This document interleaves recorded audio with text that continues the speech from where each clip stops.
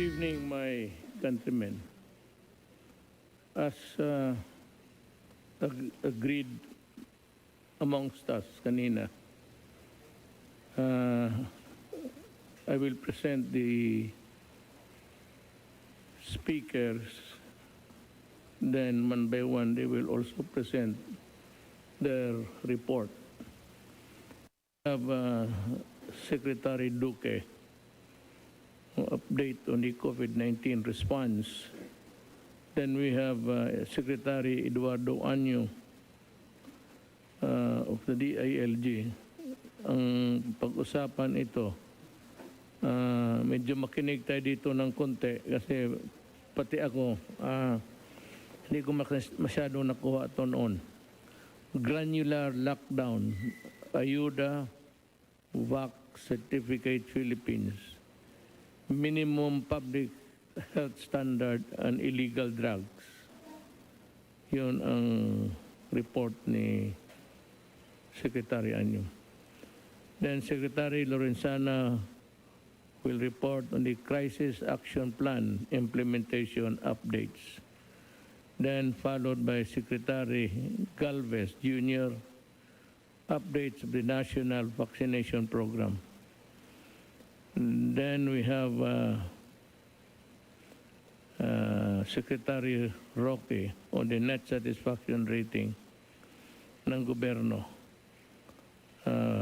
Then we have Secretary Vivencio Dizon. He has no presentation to make, but just the same, his presence is required. At baka talaga merong maitanong sa kanya along the discussion.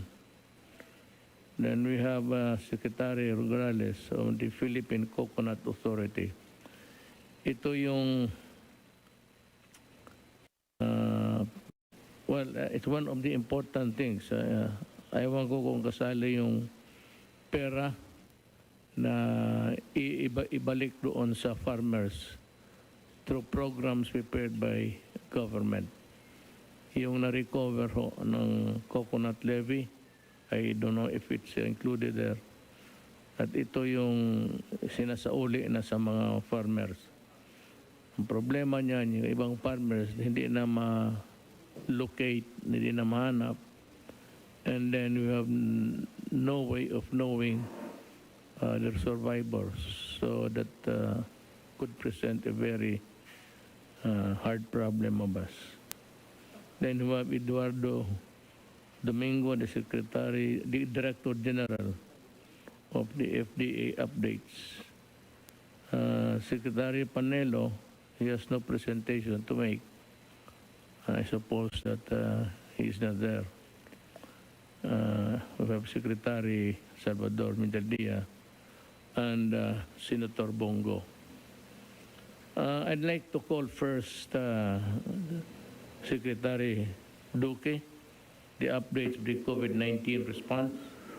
Thank you, Mr. President. Magandang gabi po sa inyo, Senator Bongo, ES Medialdea at aking po mga kapwa kasama sa kabinet at higit po sa lahat ang ating po mga kababayan. Muli, ako po ay mag-uulat patungkol po sa ating COVID-19 situation. First slide. Sisimulan po namin ang amin pong report sa pagbibigay ng mga pangunahing mensahe ngayong pong linggo. Una, nakakita po tayo ng pagbaba ng mga kaso sa NCR base sa negatibong 2-week growth rate at bumababang average daily attack rate per 100,000 population at ang healthcare at ICU utilization rates ng rehiyon.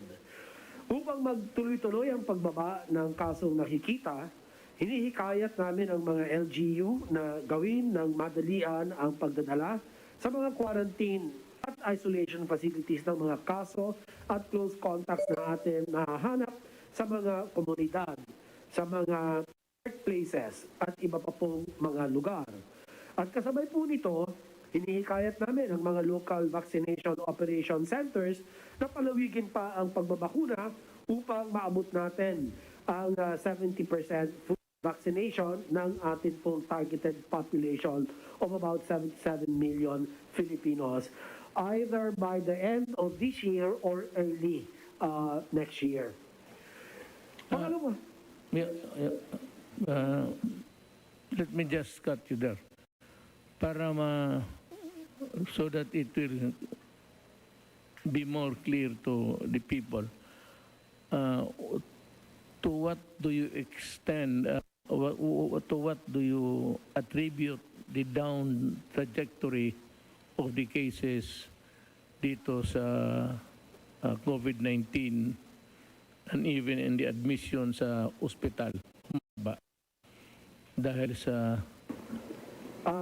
marami pong mga dahilan, Mr. President. Nakikita po natin na ang ating pong mga local government units and in particular the NCR ay talagang sinusunod po nila yung ating pong mga panuntunan. Ito po yung kanila pong mas maagang pagdadala ng mga probable and suspect cases sa mga isolation and quarantine facilities. And dahil po dito, Mr. President, naiiwasan po ang tuloy-tuloy na pagkalat ng mga kaso. So maaga po yung kanilang detection to isolation. Mabilis na po ngayon, hindi kagaya nung una, mahaba-haba ang panahon na kanila pong ginagamit. Pero ngayon po, mas mayroon ng ang active case finding nila, napaigting po nila ang kanilang testing, ang kanilang pong contact tracing. Kaya ito pong mga ito, plus ang patuloy na pagbabakuna. By the way, Mr. President, ang NCR, 75% ang kanilang completed rate. So mataas po at nakakatulong din po ito sa atin mga bumababang kaso sa NCR in particular. Sila naman po may pinakamalaking naiaambag doon po sa total caseload. So ito po ang mga kadahilanan at ang pagsunod po sa minimum public health standards ng ating po mga kababayan, yung paulit-ulit po ninyong ipinapaalala, mask, hugas, was, and bakuna. So ito po ay talagang nasusundan ng ating na pong mga kababayan at nakatutulong po ito sa pag nakikita po natin na pagbaba ng mga kaso. Sana po tuloy na po ito, Mr. President. Para nang sa ganun, yung ating pong healthcare system ay hindi ma-overwhelm. At ang ating pong mga doktor, nurses, at mga iba pang healthcare workers ay akin pong ibig gamitin ang pagkakataong ito sa inyo pong ngalan, Mr. President, na mahusay po ang kanilang pangangalaga sa ating pong mga pasyente na ang mga severe to critical COVID cases. Kanya naman po ay kahit na paano nakikita po natin na ang ating pong utilization rate, ang healthcare utilization rate ng Pilipinas ay nasa moderate risk classification po. Ngunit of course, meron pong mga high risk pa rin pagdating sa ICU utilization rate. Ito po yung intensive care unit utilization rate. So marami pong mga kadahilanan, but by and large, Mr. President, maganda po ang ginagawa ng ating national government and complemented, of course, by our hardworking local government units. Yeah, but don't you think that the overriding factor of the lowering of the cases of COVID-19 would be the simple rule of bakuna, maghugas, mag-iwas, at mag-mask. Those are the simple things that would really prevent the spread of the virus. Tama po kayo, Mr. President. In fact, sa pagdating sa mga bakuna, sila po ay nakilala na nakakatulong po ng malaki sa pag-iwas na magkaroon po ng severe and critical COVID cases. At pangalawa po, ang ating mask, hugas, iwas, yung lagi po niyong pinapaalala, malaki po ang proteksyon na dulot nito. Greater than 95% po ang protection rate ng mask, hugas, iwas, and in fact, even social distancing, Mr. President, yung 1 meter, no less than 1 meter social distancing. At ulitin ko, and it is really worth repeating again and again, that yung mga tao na tinamaan ng COVID D variant at walang bakuna, malaking chance na mamatay pag tinamaan ka. But for those na may bakuna na at mahawa ka ng D, hindi naman maiwasan talaga natin, you'll only suffer minimum of kukunti lang, lagnat, sigurado walang kamatayan. Iyan ang tandaan ninyo, mga kababayan ko. Go ahead. Mr. President, ibig ko lang din ulitin kanina nung nagpulong kami sa Clark upang ilunsad yung atin Vax Certificate PH, ano po.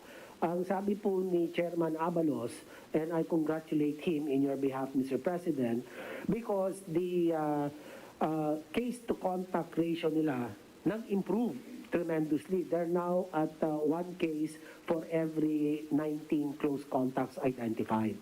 Dati po, mababa po yan. So ano po ibig sabihin yan? Ay talagang pinaigting nila yung kanilang contact tracing. Kaya mas marami hong na i-isolate, naka-quarantine, and therefore hindi na nakakapagkalat ng COVID-19. So malaki pong dahilan din ito, Mr. President. Ipagpapatuloy ko lang po, Mr. President, sa kabila ng ating pong nakikitang trend sa NCR na bumababa, nakikita natin na nanatili sa ibang riyon sa high risk habang tumataas ang mga kaso naman sa iba.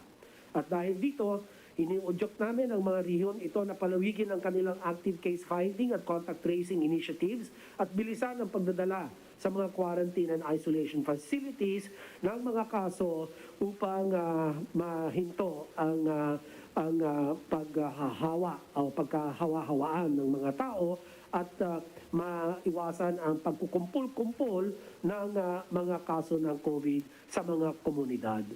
Upang mas mapabuti din ang atin naman pong datos, amin hinihingi ang tulong ng mga LGU, ang mga regional offices at disease reporting units na siguraduhin ang pagsunod sa ating pong prescribed data reporting template nang sa gayon ay mabilis at tama ang maiulat na impormasyon sa lalong madaling panahon at maisagawa ang nararapat na response para sa mga lugar na nangangailangan po ng atensyon. Next slide. Dito po, Mr. President, I am glad to report na bumaba na naman po ang kaso natin. Nasa 10,748 as of today. Kahapon po ay nasa 13,273 ang kaso natin. So, ngayon po, sa naidagdag na 10,748, ang 1,838 ay nagmula po sa NCR, 1,463 sa Region 1, 1,448 naman po sa Region 2, at 5,999 sa mga natitirang bahagi ng Pilipinas o mga iba't ibang rehiyon. At para naman po sa atin mga aktibong kaso, ang bilang ngayon, ika-4 na Oktubre ay nasa 106,160, equivalent to 4.1%. Kahapon po, asa 112,008 ang kaso natin. So, malaki na naman po ang naibawas sa ating pong mga aktibong mga kaso. Sa kabilang dako, Mr. President, ang ating recoveries ay umabot na po sa 2,459,052 case ang recoveries. At ang recovery rate ay nasa 94.43%. Tumaas na naman po muli ang ating recovery rate, Mr. President. Habang ang bilang ng mga namatay o pumanaw ay nasa 38,768 at ang ating pong case fatality rate ay nananatili na asa 1.49%. Sa usapin naman na bakuna, meron na po tayong total of 46,380,040 total doses administered. At ang ating pong first dose ay 24 million thereabouts, representing 31.86% of our eligible population. At ang ating fully vaccinated, Mr. President, ay halos sa 30% na po, 21 million doses administered as second jab.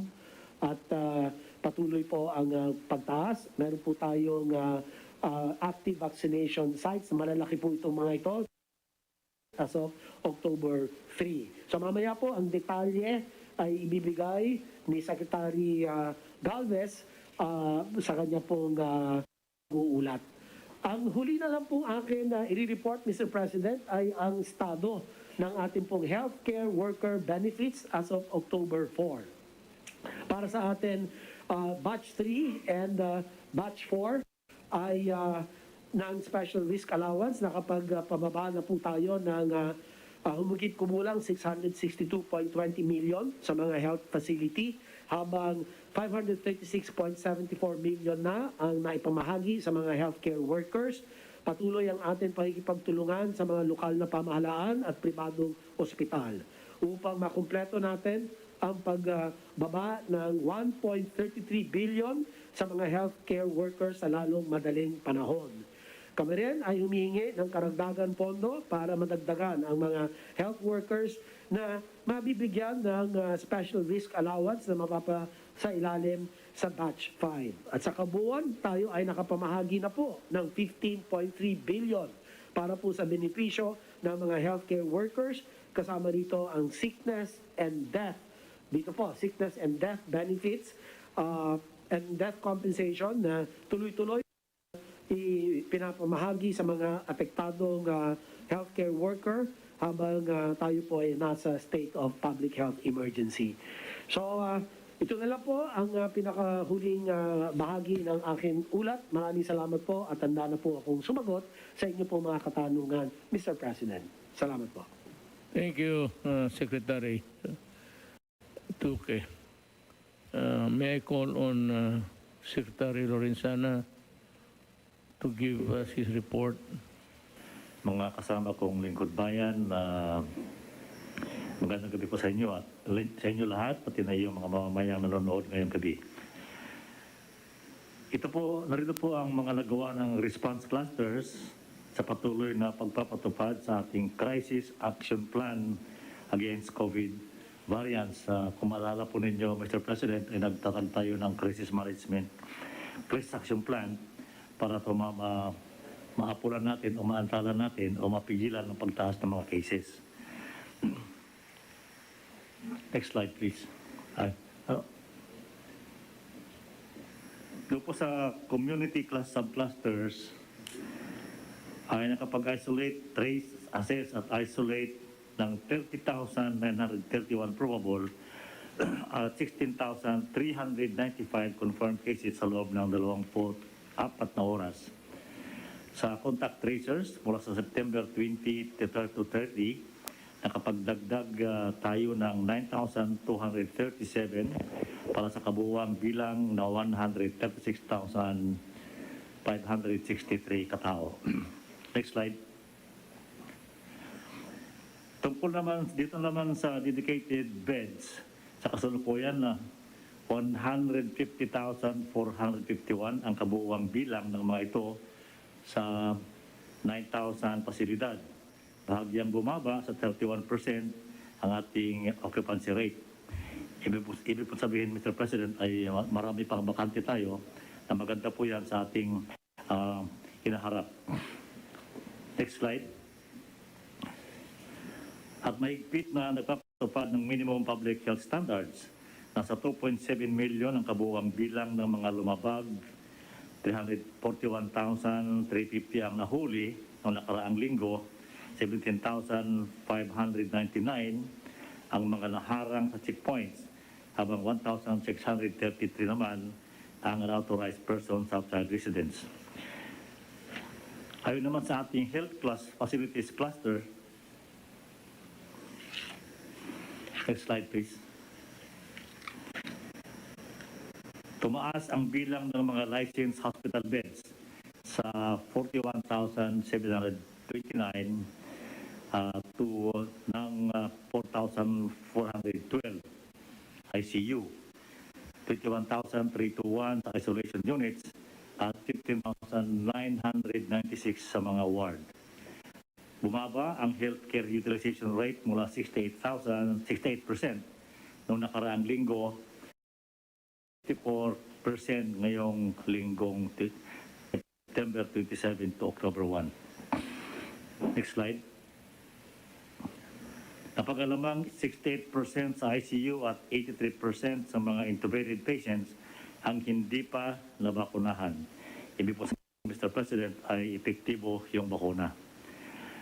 95% ng 10,198 approved emergency positions para sa ating human resources for health ang filled up na nalagyan na po yung pagkukulang. Bumuo tayo ng task force on medical oxygen supply na siyang magtitiyak ng sapat na supply para sa mga pasyenteng nangangailangan. Sa ngayon po ay mukhang wala na tayo naririnig ng mga reklamo sa mga ospital sa buong bansa dahil sapat na yung supply ng ating oxygen.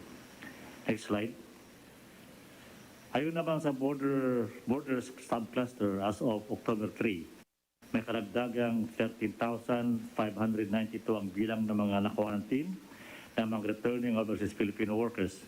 Bahagyang bumaba ang positivity rate o bilang ng mga returning overseas Filipinos na nagpo-positibo sa COVID-19 mula 1.9%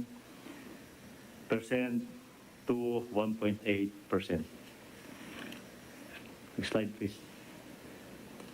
Next slide.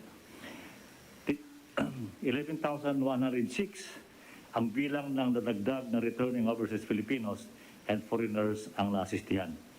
Nakapagdagdag ng mga quarantine at isolation facilities para sa mga balikbayan. Nasa 81,163 ang quarantine rooms sa NCR, Clark, Cebu, Davao at Subic na may occupancy rate na 79%. Mayroon ding 1,188 isolation rooms sa mga nabanggit na paliparan na may occupancy rate ngayong 40%. Next slide. Para naman sa COVID-19 vaccination updates ng Armed Forces, as of October 2, 99,057 or 70% na ang mga sundalong fully vaccinated laban sa COVID-19. Yun lang po, Mr. President. Maraming salamat po. Thank you, Secretary Lorenzana. We call on Secretary Galvez. Mr. President, Senator Bongo, US Memel Dialdea, fellow cabinet members, sa ating mga mamayan, magandang gabi po. Ngayon po ako magre-report po ng updates po natin sa National Vaccination Program. Next slide, please. As reported earlier, the PH already received 77,417,640 doses vaccines, which are very significant milestone, Mr. President. Kasi ito na po ikalahati na po ng ating target, kasi ang target po natin 77 million, Mr. President. So meaning na kuhan natin halfway yung ating supply. So medyo talagang kahit na nagsimula po tayo ng kukunti yung ating supply ng mga unang first semester, ay kuha naman po tayo ngayon dahil kasi binayaan po tayo ng Diyos na mabigyan po tayo at yung mga rich countries were touched na talagang mai-release po yung mga ibang vaccine po natin.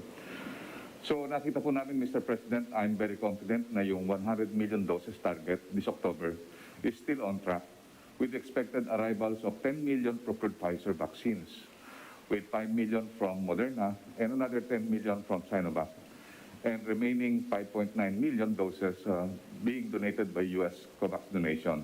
Noong mga weekend po, kasama ko po si ating Charge d'Affaires, si Madam Heather. Talagang po napakasipag niya kahit na gabi at saka talagang po ng gabi po sumasama po sa atin na tumatanggap po ng mga vaccine po natin. And then yung arrival po ng US COVAX donation this month is very, very significant. COVAX donation is now accounted for more or less 20 million doses, and we expect to receive 6.7 million more in this October, including the 844,800 AstraZeneca vaccines from the German COVAX donation. So yun po ang ano po ng ating binibigay po sa atin ng US COVAX donation, sir. And then I was informed also by Madam Heather na nagbigay po ang US ng 1.9 billion na ating gagamitin sa COVID response. In fact, nagbigay po nung isang araw na two days ago, dumating po yung 42 freezer na gagamitin po natin na -20 at saka yung 228. Kasi nakita po ng US na kulang po yung ating mga freezer doon po sa mga geographically isolated area. So dumating po kahapon, pinakita po sa amin ang litrato at natutuwa po kami na 42 po yun na freezer. Malaki po magagamit po doon. 42 na mga municipalities ang pwede pong gumamit po noon, Mr. President. Next slide, please. Sir, as of October, nasa na-report na po ito, 46 million doses na po ang ating na-administer, with 24.5 million Filipinos already received the first dose, and almost 22 million are now fully vaccinated from our targeted population. Sir, we have enough supply. Kasi ang ating pong stockpile sa ngayon is 31 million doses. Ito pong 31 million doses po ito, more than 1.5 month po natin gagamitin po yan. And then we will calibrate po yung vaccination program po natin, and also we will modify our critical timelines in consideration of the following. Our experience with the different variants, nakatingin po tayo ng Delta at saka po yung UK variant. And also, sabi po ng mga expert, in order to achieve yung effective population protection at saka po yung herd immunity, kailangan po iangat po natin ng 80 to 90%. Kasi po, nakita po natin, even yung Singapore, na 80% na po na vaccinated po, napakataas po ngayon ang kaso. Meron din po yung Israel, na talagang nakikita natin na sila pong una na vaccinate, tumaas din po ang kaso previously. So, ang recommendation po ng mga expert natin ay itaas po natin ang antas from 70 to 80 to 90%. And then, ang ating mga vaccine expert po ay pinapaayos po namin yung real world data, the efficacy of the different vaccine, kasi bibili na po tayo ng second wave na generation na vaccine this coming 2022, at gusto po natin makita yung listahan po ng portfolio. And then also, in consideration of the upcoming 2022 national election. Nakita po natin sa US at saka sa India, noong nagkaroon po ng national election po sa kanila, doon po nagkaroon talaga ng tinatawag nating super spreader. So sa plano po natin, Mr. President, ngayon sa ating vaccination, kailangan matapos na po nating bakunahan yung ating mga tao. Kailangan po, bago po magkaroon po ng February, yung election period po natin, para po pagka just in case na nagkaroon man tayo ng mga violations ng at least mga vaksinado po na lahat yung mga tao po natin. Sir, ito po yung tinatawag nating updated National Vaccination Program na ito po, ipapresent po natin to sa IATF. Ito po yung dating natin mga key consideration, pero ngayon updated na po dito. Kasama po dito yung safety and efficacy ng different vaccines, yung current vaccine global supply, at saka yung current vaccines rollout with some cities experiencing yung tinatawag nating inflection point. And then LU capacities for storage, distribution, and administration. Kasama rin po yung results of the development of first wave vaccine procurement. And then yung emergence of different variants and reformulated boosters and the result of scientific evaluation of the portfolio vaccine. Ito po yung mga proseso na gagawin po natin, at ito rin po yung desired outcome. So ang pinaka-desired outcome po natin ito ay talagang magkaroon po tayo ng safe and equitable cost-effective vaccination. Kasama po yung tinatawag natin yung pediatric and booster vaccination. At the same time, pati po yung Gen Pop population po natin na gagawin po natin ngayong fourth quarter. And then nandito rin po yung tinatawag natin protecting the center of gravity through focus and expand to critical cities and areas. And yung pinaka-isang po natin yung number 3, achievement of the better Christmas election period. And then later, yung Sustainable Immunization Program for Q4 2021 and calendar 2022, and the Vaccine Security Roadmap. Next slide, please. Sir, ito po yung parang critical timelines po natin, parang overview lang po. Ito na po yung ginagawa po natin ngayon. So sa ngayon, nagkakaroon po tayo ng recalibration ng ating timelines. So sa ngayon po, ang ating vaccine expert ay nagsabita po ng bagong portfolio of brand at saka yung performance evaluation po nila. And then ngayon po, ang DOF, gumagawa na po kami ng tinatawag na we are negotiating with 4 to 5 manufacturers to sign 9 binding term sheets to lock in the allocations of 90 million doses starting first quarter. And then si Sec Dominguez po at saka po ang DOF is already preparing for the multilateral funding of with ADB and World Bank and IAB for 45 billion pesos. And then ongoing na po ang negotiation natin with 4 to 5 vaccine manufacturers. And then yung sa deliveries po natin, ito po ang ating target for Q4. Sinasabi nga po natin 100 million vaccine deliveries by end of October. And also by end of December, at least meron na po tayong 140 to 160 million vaccines by the end of December po. And then, ang ano po natin, by total, by Q1, ang total delivery po natin, kasama na po dito yung mga doses na from AstraZeneca, yung sa private sector na 8 million, and also for the 6 million na ano po natin, na makukuha po natin sa J&J. For the information of the President, magkakaroon na rin po kami ng signing ng J&J, Johnson & Johnson, this week. That is an additional 6 million. For the next year vaccination po natin para at least mayroon po tayong immediate na pang-ayuda doon sa ating January vaccination program. And then nandito rin po yung lahat ng mga progress at saka yung ating mga gagawin sa Q1 at saka sa second quarter. Ang ano po natin talaga is matapos lahat bago magkaroon po ng tinatawag na May 2022 election. And also, ang ano po natin dito, magkaroon po tayo ng delivery ng third dosing by start of first quarter ng 2022. Next slide, please. So ito po yung pinaka-critical timelines po natin to reiterate the delivery of 100 million doses before the end of October 2021 and the delivery of 140 to 160 million doses before the end of the year. On the administration side, we need to administer at least 100 million doses before the end of the year. And then we are targeting to vaccinate all the targeted population before the start of the election period in February 2022. And then for the second wave procurement, we will sign a 9 binding term sheet before the end of October. And we will complete the binding contracts before the end of 2022. That's all for the vaccination program, Mr. President.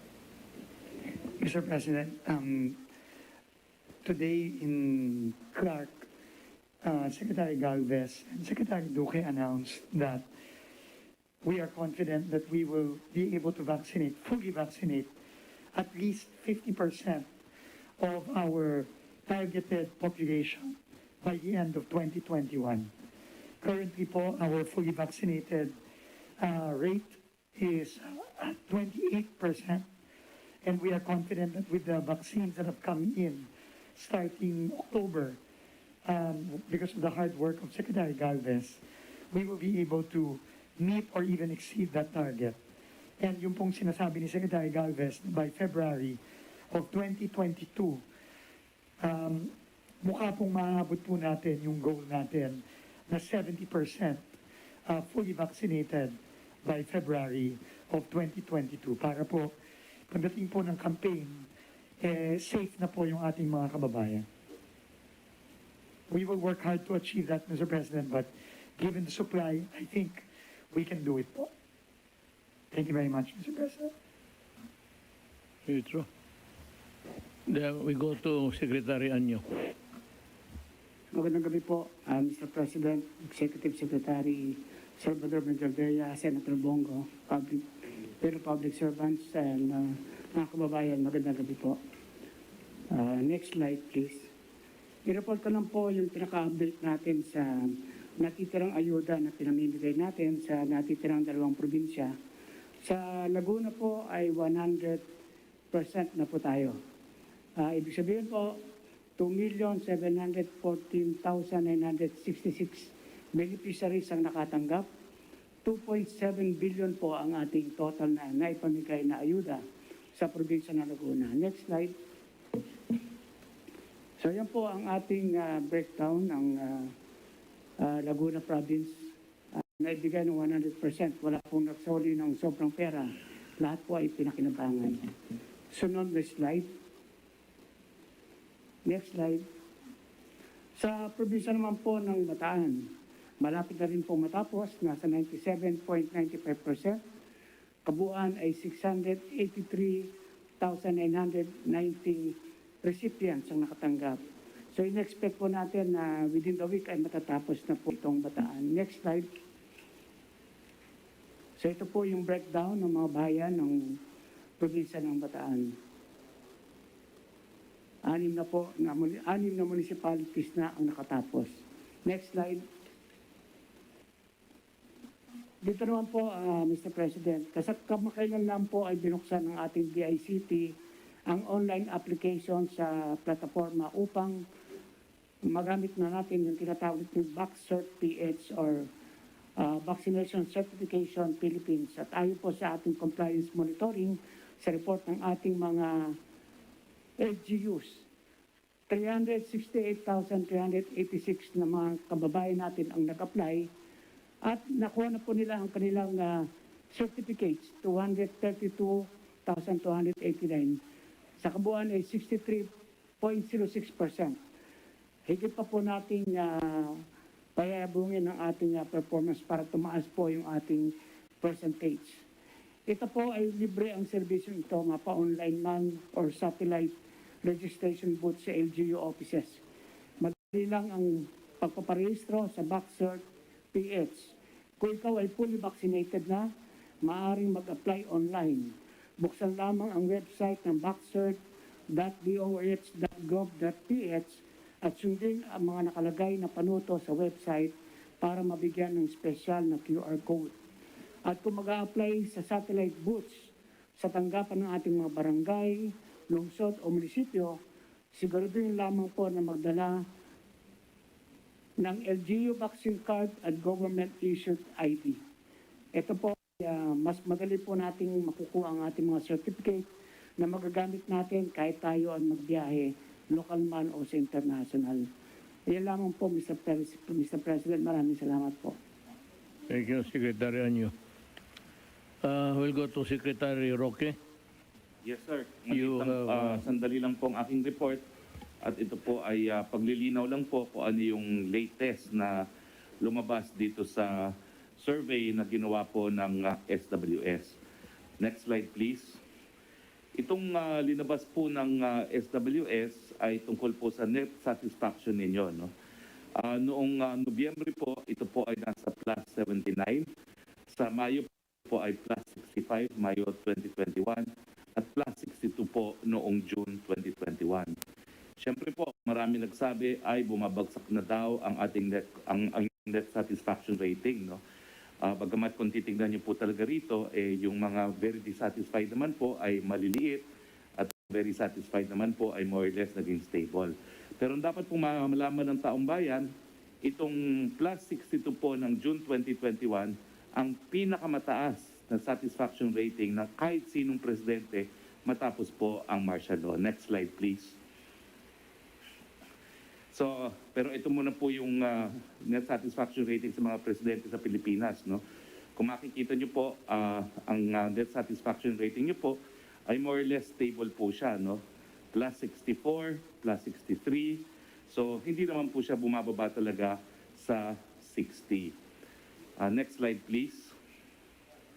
At ang 60 po, kahit anong basihan, ito po ay very good. No? Next slide, please. So ito po yung comparison sa mga net satisfaction rating ng lahat ng mga presidente. Simulan natin sa kaparehong period po ng panahon. So kinukumpira lang po natin yung net satisfaction rating nyo doon sa satisfaction rating ng ibang mga presidente mahigit kumulang isang taon bago po matapos sa kanilang termino. Si Presidente Corazon Aquino po noong April 1991 ay plus 24. Si Presidente Fidel Ramos po ay plus 49. Wala pong datos para kay Presidente Estrada dahil hindi nga po niya natapos yung kanyang termino. Si Presidente Gloria Arroyo po ay nasa negative 31 at si Presidente Noynoy Aquino po ay plus 30. So kung makikita nyo po, unprecedented pa rin po yung plus 62 nyo na mahigit isang taon bago po matapos ang inyong termino. So next slide please. So yun lang po ang aking report. Bagamat sinasabi po nila na bumaba daw ang satisfaction rating, they conveniently forgot na bagamat ang 62 po ay mas mababa sa 72, ito po ay very good pa rin and it is unprecedented for any president. Yun lang po, Mayor. Magandang gabi po. Thank you, Secretary Roque. Thank you for the figures. It's still good, but I think it's time. There's always a time for everything. Even if you get a 64 rating,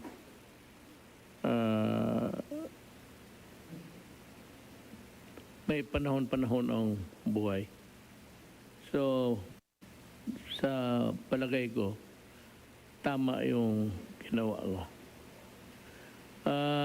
Carlo muna, Secretary Nograles.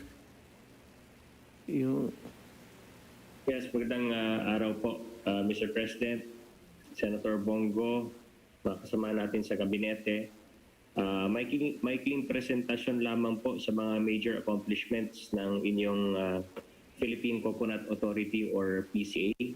Alam naman po natin na malaga na patuloy yung serbisyo natin at pag-alaga natin sa sektor ng mga coconut farmers dito sa ating bansa. Ang PCA po, siya yung pinatasan na mag-promote ng rapid integrated development and growth ng coconut and other oil palm industry, and to ensure that coconut farmers become direct participants and beneficiaries of growth and development. Next slide. So under your administration, Pangulong Duterte, kayo po ang gumawa nitong napakalaking tulong sa ating mga coconut farmers, ang pagsasabatas ng Republic Act 1124 or yung Coconut Farmers and Industry Trust Fund Act. Ito po ay dekada na pong hinihintay ng ating mga coconut farmers. It is only under your administration na magiging reality po ito. Dahil sa Republic Act 11524 ay minamandate po na magkaroon na ng roadmap itong Coconut Farmers and Industry Development Plan din po ay kailangan gawin para malaman po kung paano gamitin yung pera dito para sa benefit ng ating mga coconut farmers. Kasama rin po dyan yung pag-update at verify ng registry system ng mga farmers natin, coconut farmers. So based sa National Coconut Farmers Registry System, out of 2,524,267 farmers sa 2018 NCFRS database, na-update na po ang 85%. At nakapagrehistro na po ng additional 585,322 new coconut farmers. So ang total na po sa registry is 3,109,589 at patuloy pa rin po yung verification ng mga farmers na ito. Next slide. Sa mga projects po ng PCA na patuloy na ginagawa, isa na po dito yung Coconut Hybridization Project. Ito po yung number of hybrid planting materials distributed, 1,531,956. While yung open pollinated varieties naman po na planting materials distributed ay 2,307,330. Next slide. Dito naman po sa replanting project ng coconut planting and replanting, ang seedlings planted ay 36,642,245 na nakapag-benefit ng 198,260 coconut farmers. At patuloy rin po yung coconut fertilization project covering 249,643 hectares benefiting 156,661 farmers. Next slide. At syempre po yung Seed Farm Development Project ng PCA kung saan 12 seed farms were established. Next slide. And yung Poverty Alleviation Programs ng PCA, lalong-lalo na yung Kaanib Enterprise Development Project or KEDP, crop diversification, ito po yung intercropping. ng coconut and various other crops para po tumaas yung income ng ating mga coconut farmers. 17,957 hectares na po ang covered dyan. And kasama rin po sa KEDP project po natin yung animal integration naman po. So dito, ang livestock distributed is 4,812, benefiting more than 3,000 farmers. Ito ang isang ginagawang hakbang din ng PCA together with DOST and FNRI at ang PCHRD at UPPGH. They are doing clinical studies to see kung ang virgin coconut oil ba ay mabisa para sa suspected and probable cases ng COVID-19.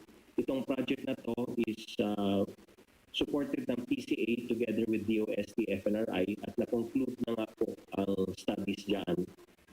And ongoing naman po yung sa PCHRD and the UPPGH on using of coconut oil as adjunct therapy para sa COVID-19 patients. Itong technology na to at ang findings na ito ay na-present po sa Big 21 in 2021 launch ng DOST last September. Yun lamang po, Mr. President, at malaking bagay ito para sa mga coconut farmers, lalong-lalo na pag napirmahan yung or ma-approve na yung plan, magagamit at mapapakinabangan na po yung collection ng yung coconut levy funds para sa kapakanan at benepisyo ng ating mga coconut farmers. Maraming salamat po. Thank you, Secretary Dugrales.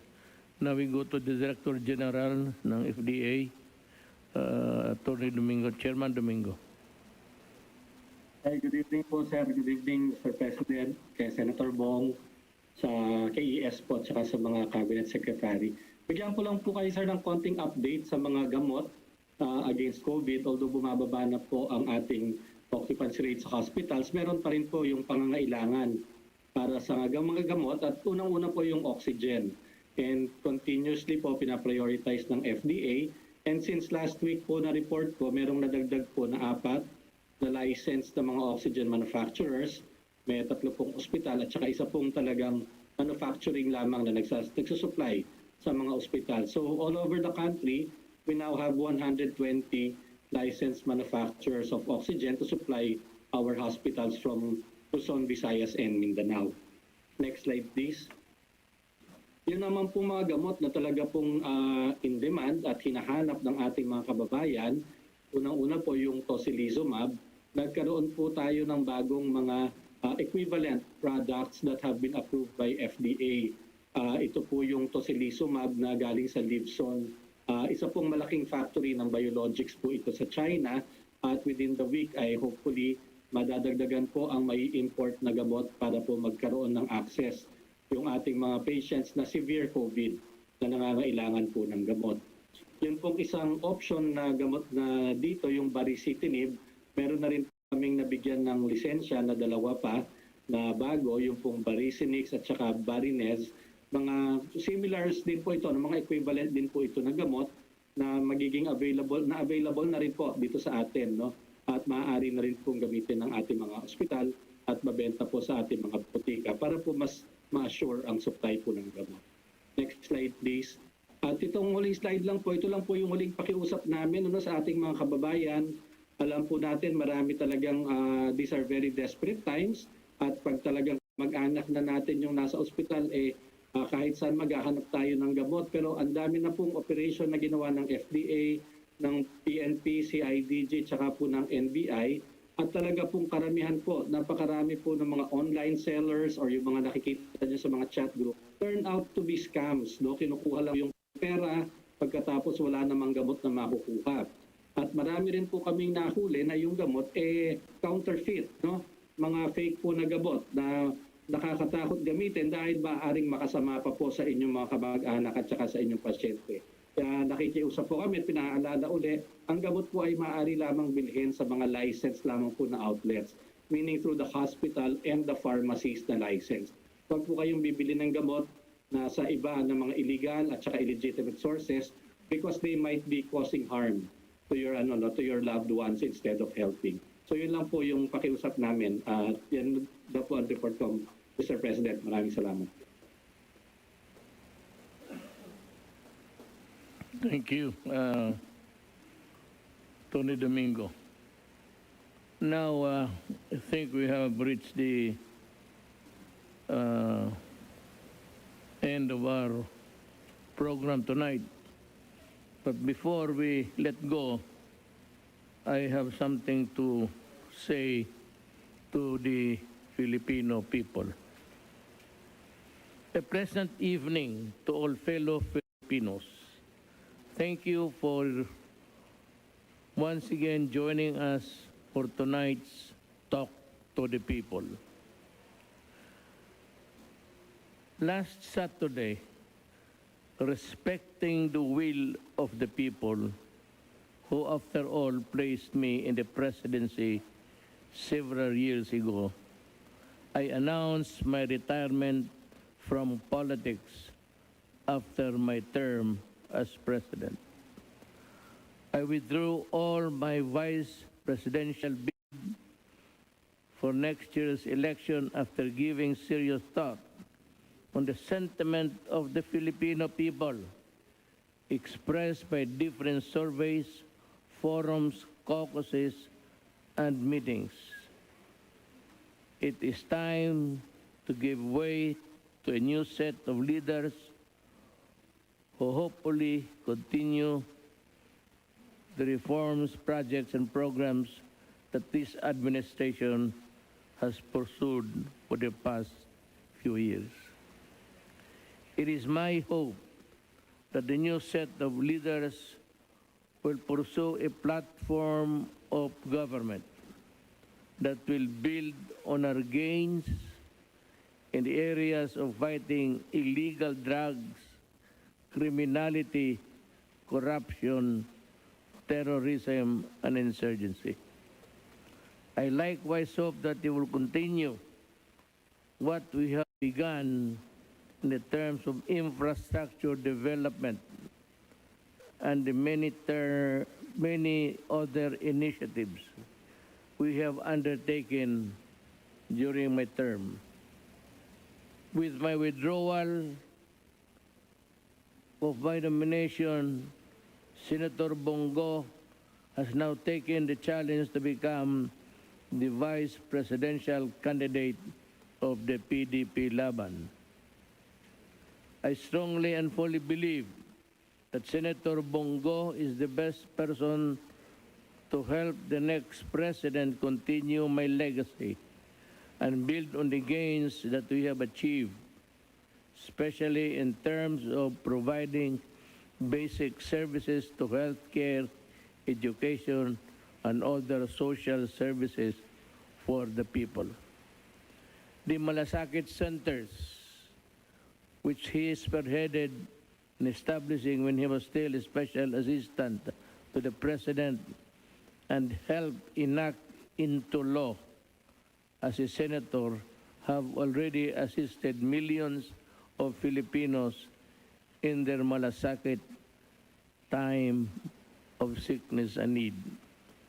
Furthermore, in the first 2 years of his term as Senator Bongo has already fulfilled his duties as a legislator by passing several important laws that he has also performed representing and constituency services by visiting and providing assistance to our kababayans who needed help, like victims of fire, flood, and other calamities, as well as those who are heavily affected by the present pandemic. With his track record of service and strong work ethic rooted in compassion towards the poor and the neglected, I strongly believe that he will be the best vice president of the country. With this, I encourage our kababayans to look at his deeds and achievements as you consider your list of candidates for the next president. Vice president, rather. As of Sunday, October 3, the Philippines has received more than 77.4 million vaccines doses against COVID-19. We expect that total supply will reach a million vaccine doses by the end of October. Also, more than 46.2 million doses have been administered to date. This will further strengthened by our opening of the vaccination for the general population starting this month. We will begin the inoculation of 12 to 17-year-old children in key pilot cities starting October 15. I now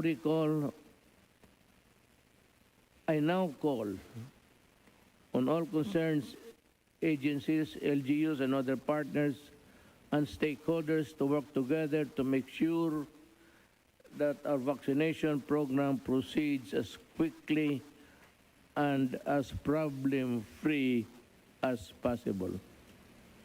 By October this year, we hope that we will be able to fully inoculate 35 of the country's target population, with the end goal of reaching at least 50% by year end. We are also targeting to administer at least 50 million doses by the month's end. For the last quarter, we are confident that we can fully vaccinate more than a majority of our population before Christmas. I therefore again encourage our kababayans to have yourselves vaccinated. I have issued a memorandum. This memorandum because we cannot allow blatant disrespect of resource persons at the ongoing hearings of the Senate Blue Ribbon Committee. Gordon, you are not God and you cannot play God. No. You cannot continue this hearing till kingdom come. You are not a senator forever, and the time of reckoning will come. You and the Senate cannot compromise the government's COVID-19 response by getting agency leaders tied up for so long at your beck and call. Again, if you think you have enough evidence against Parmali to support your allegations, go ahead and file cases against them at the proper courts. The Senate is not a criminal court. Stop using it simply as a witch hunt. The executive branch of government clearly did its job for immediate pandemic response, and there was no iota of evidence of overpricing or money loss corruption. Ang ibig sabihin ko ganito, you can really, if you want to do it, hearing even after Christmas or after elections, if you want. Wala kaming piag lang. Kingdom come yan eh. Ang problema yung tao ko lang. Yung Parmali, I said, gustutin ninyo ng gusto. Tear it, whatever you want with to do with that company. Huwag mo lang isali ang mga tao ko. I am not objecting to your kingdom come. Pero wag yung mga tao na iniasahan ko para magipaglaban sa COVID-19. Kagaya ni Secretary Valdez, kagaya ni Secretary Duque, may halos araw-araw may dumadating na mga bakuna, either donated or bought or went to our hands through other means. Halos nakikita ninyo araw-araw. He has to be there to supervise paano i-divide. Kasi sabi ko, do not be partial to any province or city. Haluin mo yan. Huwag mong ibigay ang isang batch o dalawang batch o lahat ng batch. Ibigay mo doon sa isang probinsya. Kasi yun ang gusto niya. Hindi pwede yan. Hatiin lahat kasi lahat na bakuna, lahat may bisa yan as effective as the others. Actually, they're just the same. It's a matter of perception that one is higher in efficacy. Pero sa totoo lang, nakita mo naman, ang unang dumating dito, Sinovac. Ang Sinopharm nandyan. Okay naman. Walang side effects, wala lahat, at wala namang yung reinfection, hindi ka talaga you might not be careful. Either hindi ka naghugas, hindi ka nagmask, hindi ka nag-iwas ng distansya, or you might have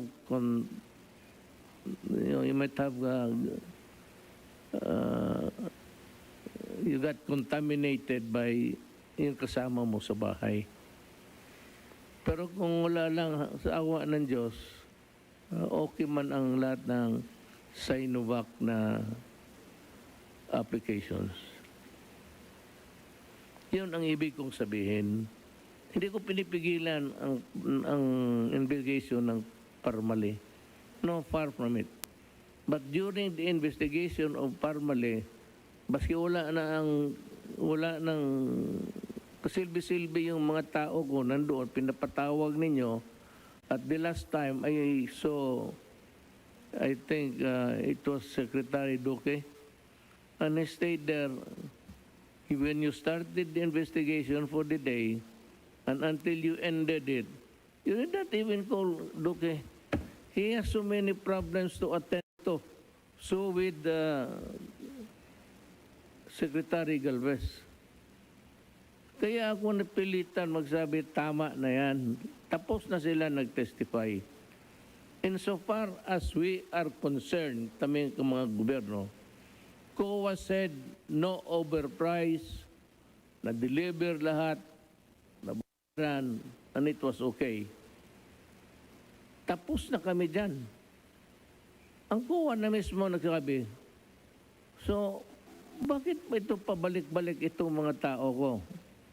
Kaya sabi ko, this has to end.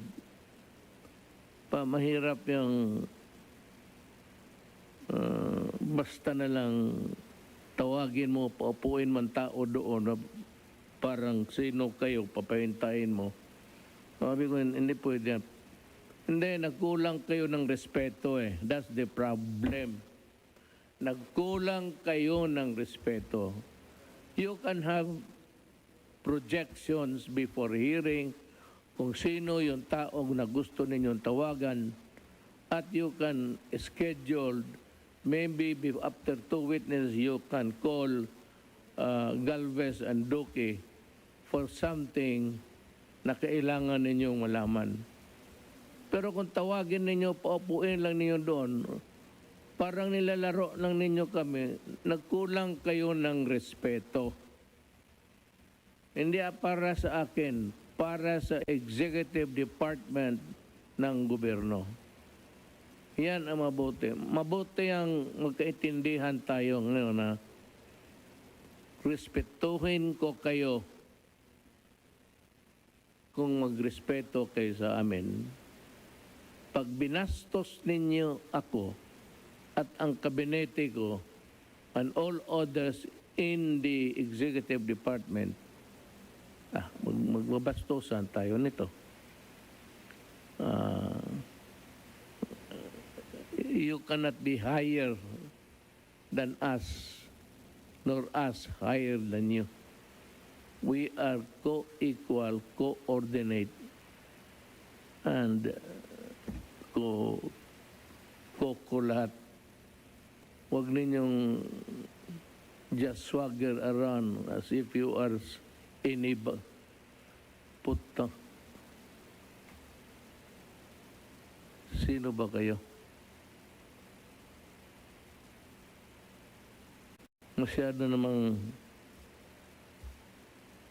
nilalagay ninyong importante yung sarili ninyo na basta gano'n na lang patawag ninyo ang... Kaya sabi ko, especially in the past, yung mga military sinawsigawan ninyo. Yung mga military, you have your own dignity to protect.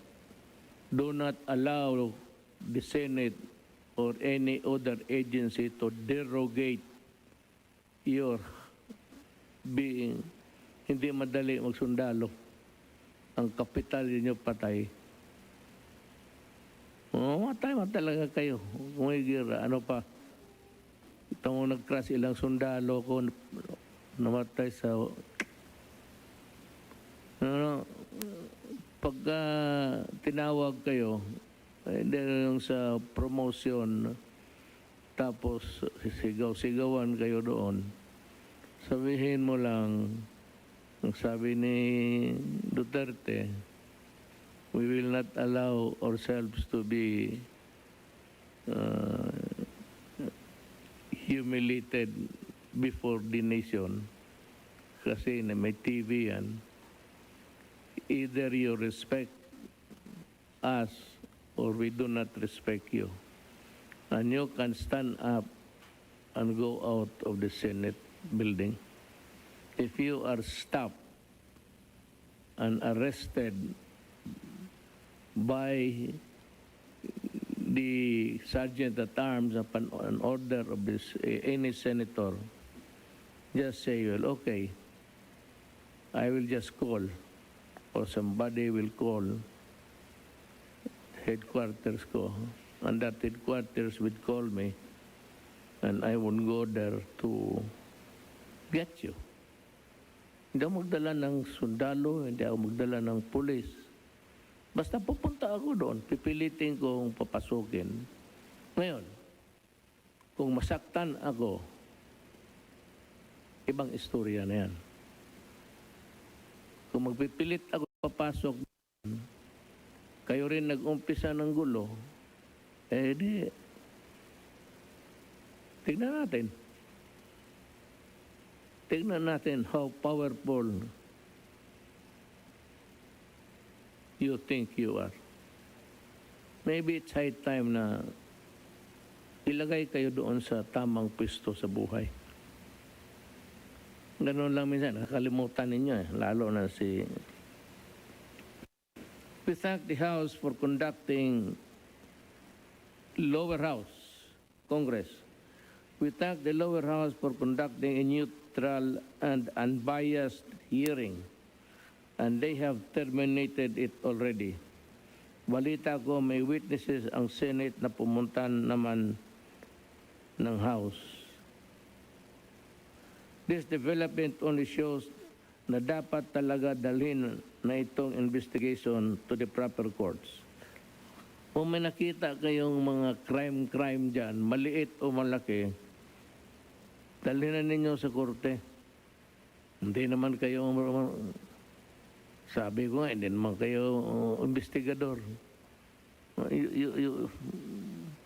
You do not pretend to be an investigator with finding so much fault there.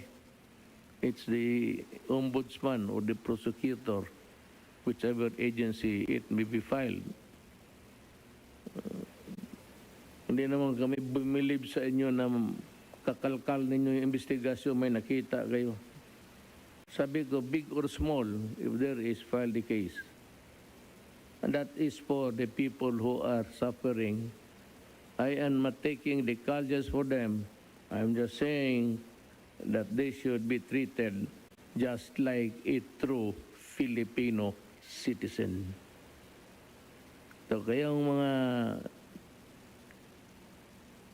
citizens of the Republic of the Philippines, alam na ninyo kung sino at ano ang mga, sometimes an office, the way you handle, you conduct yourself while you are there, and you think that it is power, tapos ganun ka, that is a reflection yung pagkatao mo. So tignan lang ninyo kung sino yung Pilipino na magsigaw-sigaw sa kapwa Pilipino niya, tapos yung iba, ganun rin. May mga babae, ganun rin kabastos. Yung may inuduro naman dyan sa effective, fictional ball for you. Mga Pilipino, alam nila kung saan kayo ilagay. You know what? Ako kung sa ano lang, hindi naman ako naghanap ng damay kasi mag-retire na ako. Pero matagal na rin yan sila. Halos kaedad ko yan eh. Magdidiferensya lang kami ng mga 5 years. Gano'n. Palitan na ninyo yan. Matagal na yan sila dyan. At napakita na nila ang talent nila. Hanggang dyan lang. Hanggang dyan lang sila. Why don't you get masyadong huwag tayo kumuha yung mga bright, mga brilliant, gano'n. You know what? Maghanap kayo ng kandidato na ordinaryo na Pilipino. Bigyan ninyo ng panahon at ipakita rin niya. You are better off with ordinary-minded Filipinos. Itong na malaman mo kung mag-speech, magsalita, magsigaw. Kasi kung ako rin naman punta dyan, sabihin ko, Hoy buang, Pilipino ako, Pilipino ka rin. Ang problema lang na ilagay ka dyan sa position mo na hindi karapat dapat. Time to correct this aberration. Panahon na talaga na I'd like to advise, not tell, advise the Filipinos na palitan na ninyo.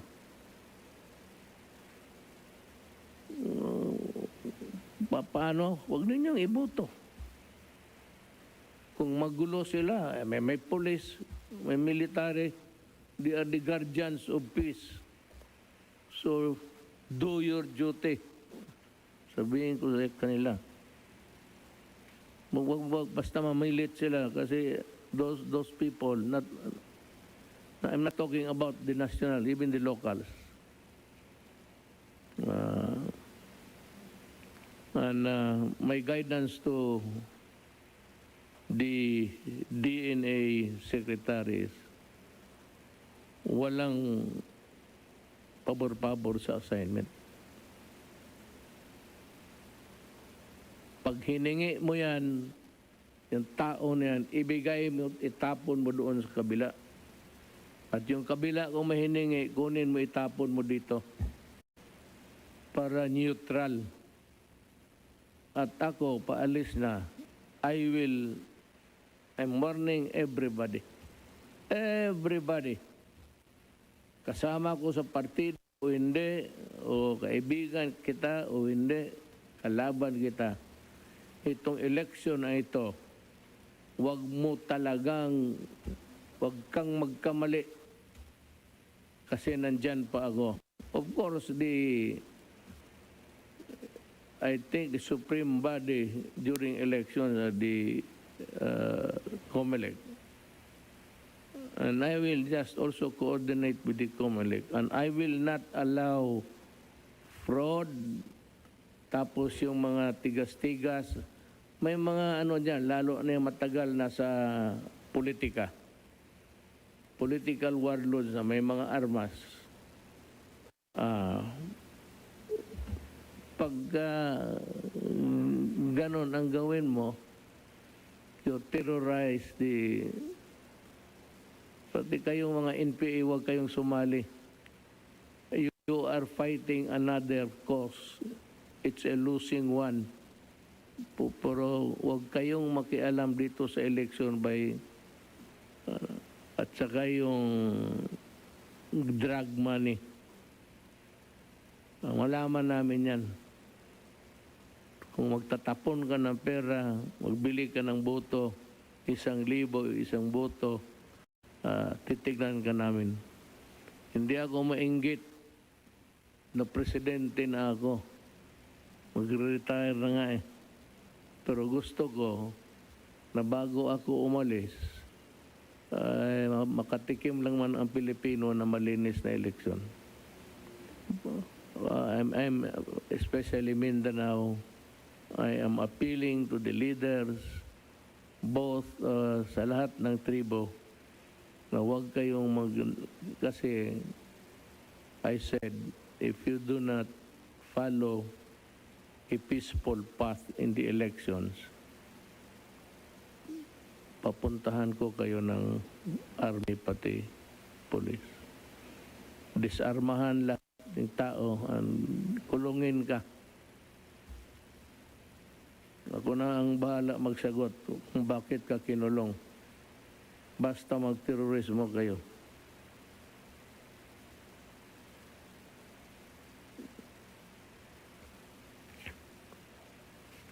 I am pleased to learn about the prompt response of COA Chairman Michael Aguinaldo to our call to audit the Philippine Red Cross.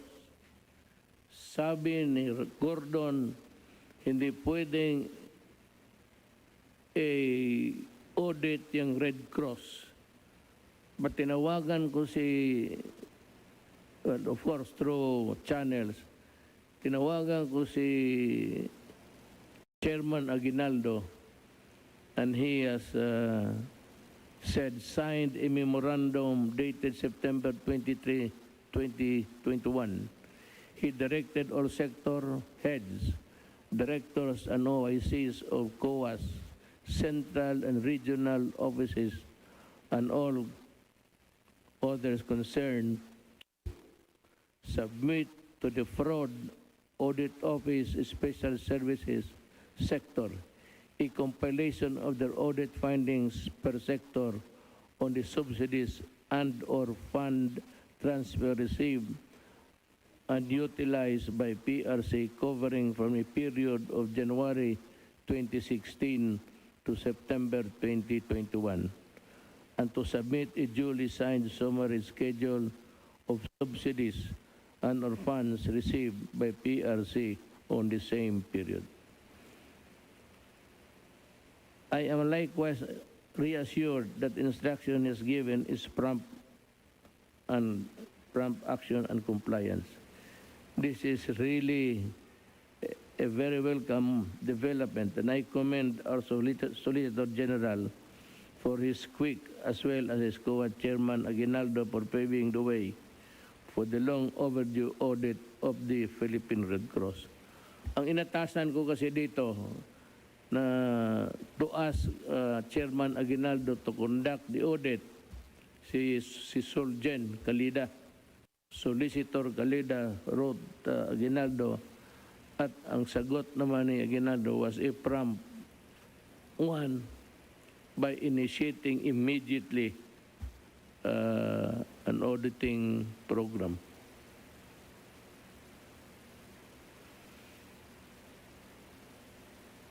However, may I remind COA of their constitutional duty to collect the 140 million pesos notice of disallowance issued against SBMA during Gordon's time and was stated in the demand letter of SBMA Chairperson and Administrator Wilma Isma, dated August this year, which was sent via registered mail. This has been fully sustained by the Supreme Court as final and executory. Alam mo itong 146 pera ito na nagamit ng SBMA during the time, ito 146 million, ang 86 million dyan was attributed to Gordon alone. Siya yung humawak ng 86 na punta sa kamay niya. So gusto ko kunin pati yung part of the 146, yung iba, kunin na nila. Let me see, if let me recall my law, baka matagal na ako wala sa practice baka magkamali ako. Pero as far as I know, pag yung disallowance maging final and executory, kasi nag-appeal ka, talo ka, pumunta ka ng Supreme, talo ka, tapos final and executory, I think you can ask the sheriff to levy and collect. Correct ba ako dyan? Yeah, to execute the decision. Tapos yung levy, kunin na nila. That is the sheriff. It is the duty of the sheriff pag if there is a request. Sayang yung pera, makatulong pa yan kasi ibigay natin kay Secretary Galvez pangdagdag ng bakuna. Yan. Yan ang purpose ko, bakit interesado ako. There is never enough in this government. That 186 million would go a long way to buy so many vacunas needed by the Filipino people. So, when you go to the kampanya na, remember the 146 million and the 86 million of that went to the hands of Gordon. Nagmamakalinis ka. That's what I'm saying. You have practically painted everybody black because you want yourself to appear white. That is the problem, Gordon. Bayaran mo, marami ka namang pera dyan. Personal mo yan eh. Yung disallowance, personal mo yan. Ibig sabihin yung 86 million na punta sa kamay mo, hindi mo yan ginastos ng husto sa gobyerno. Ginamit mo ang pera o ninakaw mo, isauli mo yan, personal. Hindi yung property ng SBMA. Pagsabi to levy, execute yung disallowance. When Gordon runs for any office, my countrymen, remember the 146 million, pati yung 86 million. Inyo yan. Sa tao yan. At ibigay natin doon kay Secretary Galvez para ibili niya ng medisina, COVID. Kailangan, marami pa tayong kailangan. There are 110 million Filipinos.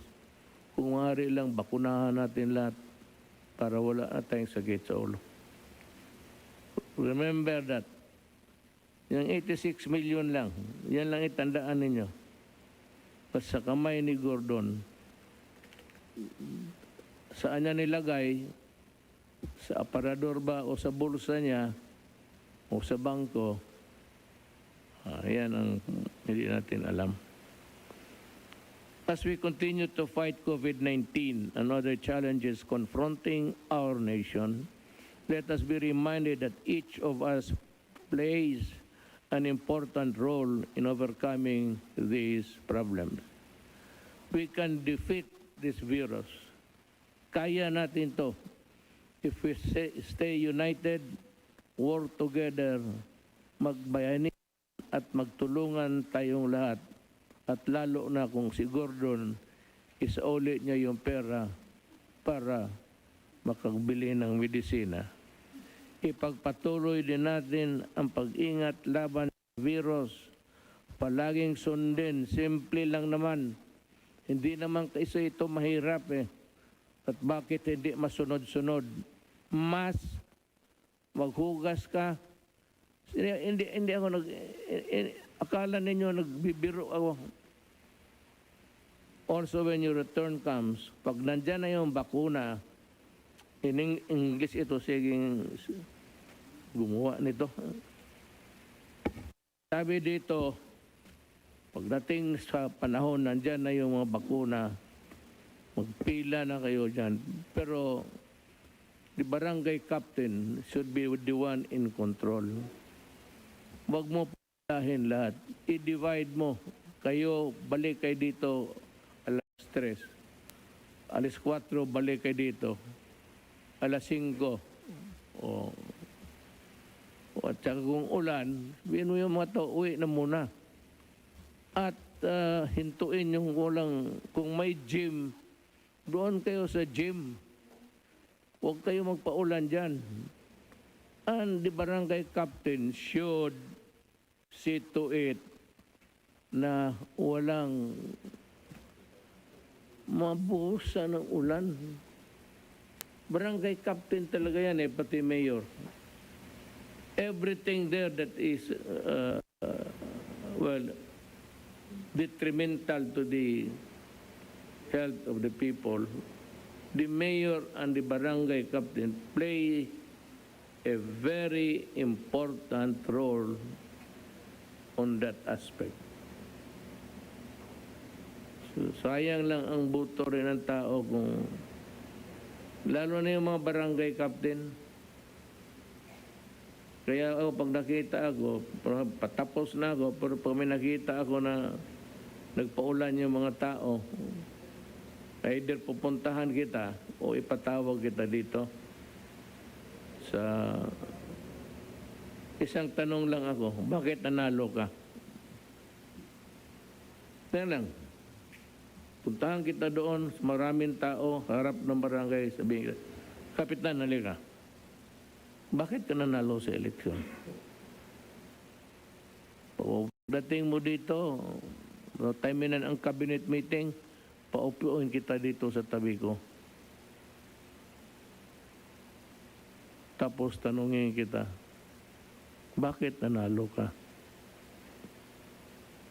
Yan lang. Yan lang kasi wala na akong ibang maistorya sa inyo. Okay, gusto ninyo ng istorya politika, istoryahin. Pero ako, nakita ko na sa rating, huwag na tayo magbulahan. Tinatanggap ko yan lahat. Tanggap ko ang husga ng taong bayan. Simple lang. Ayaw nila ako maglaro pa ng politika. Gusto nila umuwi na ako sa Davao. At maghintay ako sa maraming si dyan na kaso, hintayin ko kayo.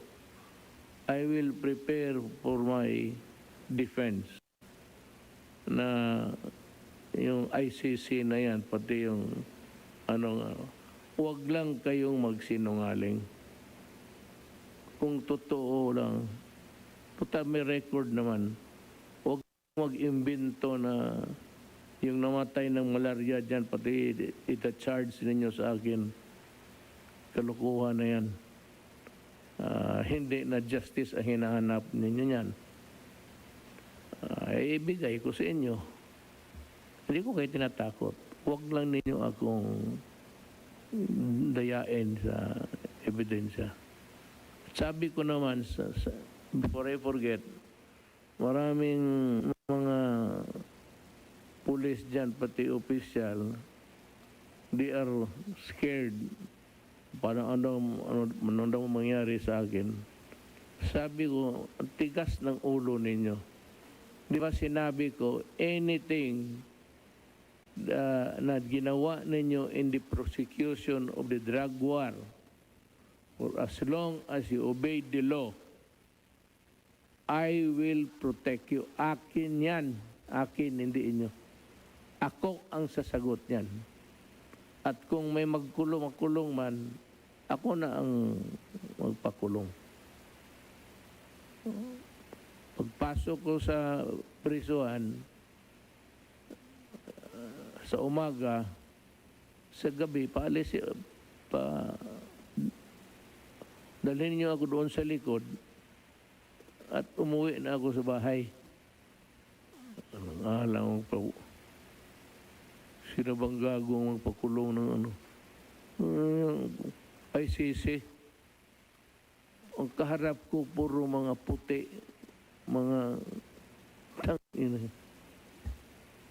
Pilipino ako, hindi ako international body. May sarili kaming judicial system dito. Huwag kayong makialam. At saka sinabi ko, you never acquired jurisdiction over my person. Iyan talaga ang totoo. Baski anong baliktarin ninyo. Baski ang ICC, baski ang dito. Kung i-base mo yung visa ninyo dyan lang sa yung wala yan. Pero ako, I will sa ano ba yung yawa na ito yung attendance, ito memorandum ko to na yung taga executive department, yung taga formalin, bahala po, formalin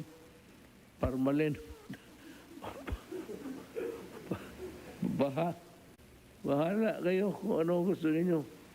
Kingdom come, balutin ninyo ng formalin yung pamalin. Ito, I sign.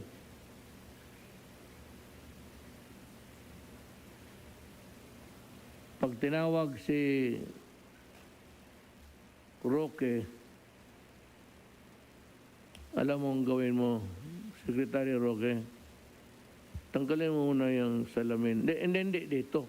Kung tawagin ka na, tanggalin mo, tapos ganunin mo, mag-ano ka lang, yung simple lang dito. Huwag naman yung para malata. Ganun lang, oh.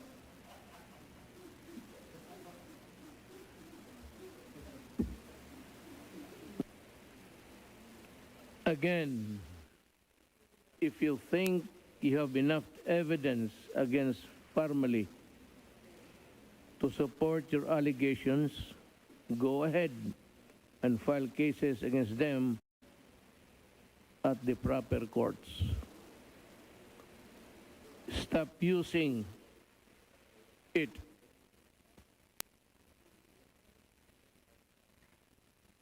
simply as a witch hunt in aid of election.